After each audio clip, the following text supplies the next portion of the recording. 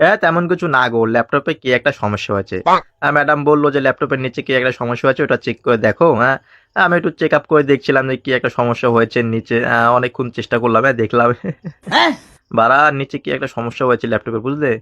অনেকগুলো কালো, কালো তার যেন। আমি ঠিক করতে পারছি না যে কোনটা ছিঁড়বো আর কোনটা দিয়ে কি করব না করব। বাড়া ইঞ্জিনিয়ারিং লাইনে পড়েছি, বুঝলে না? এমনি, এমনি বাড়া ল্যাপটপটা ভালো করে চেক করছি। বাড়া কোথায়, কোথায় যে একটা তার দেখলাম, তারটা ছিঁড়ে গিয়েছে।